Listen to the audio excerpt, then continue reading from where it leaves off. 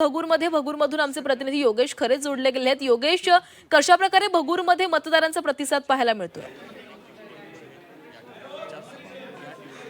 भगूरमध्ये मतदानाला आता उत्साहात सुरुवात झाली आहे। मात्र या ठिकाणी अनेक नावं मिसिंग असल्याचं दिसून येत आहे, त्यामुळे गोंधळ हा सुरू झालेला आहे। आपण बघू शकतो की एक जो BLO आहे तो या ठिकाणी गोंधळ घालतो आहे। खरं म्हणजे मतदान हे लगेचच चालू होणं अपेक्षित होतं, मात्र अनेक ठिकाणी नावं आढळून येत नाही आहे आणि गोंधळ दिसून येतोय। त्यामुळे ऑब्जेक्शन जे आहेत ते या ठिकाणी आत्तापासूनच रेज व्हायला सुरुवात झालेली आहे। आपण बघू शकतोय की या माणसानं या सर्व ज्या मतदार याद्या आहेत त्या याद्या या ठिकाणी आणून या ठिकाणी गोंधळ घातला आहे आणि मतदान अजून सुरू करू नये अशी मागणी त्यांनी या ठिकाणी केलेली आहे। खरं म्हणजे नूतन प्राथमिक विद्यालय मंदिरातलं हे सगळं मतदान आहे आणि तीनही मतदान ज्या खोल्या आहेत त्यामध्ये हा सगळा गोंधळ आपल्याला सुरू झालेला दिसून येतोय।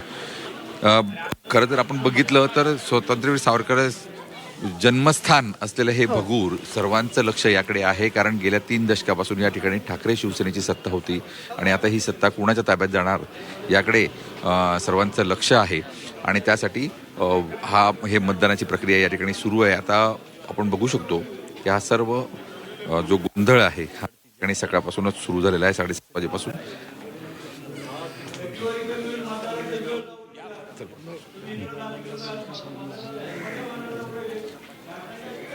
तर सध्याची दृश्य आपण पाहतोय भगूरमधली आहेत। भगूरमध्ये काही मतदारांची नावं त्या ठिकाणी सापडत नसल्यानं काहीसा गोंधळ निर्माण झालेला आहे आणि अधिकाऱ्यांकडून त्या नावांची शोधाशोध केली जाते। नेमकं काय घडते हे पाहावं लागणार आहे। आमचे प्रतिनिधी योगेश खरे तिकडून माहिती देत होते।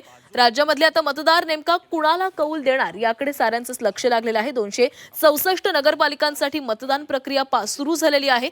ग्रामीण भागात देखील मतदारांचा चांगला प्रतिसाद पाहायला मिळतोय। सकाळपासूनच रांगा लागलेल्या आहेत। अनेक ठिकाणी निवडणूक आयोगाकडून चांगली तयारी करण्यात आलेली आहे। पोलिसांचा बंदोबस्त देखील तैनात करण्यात आला आहे।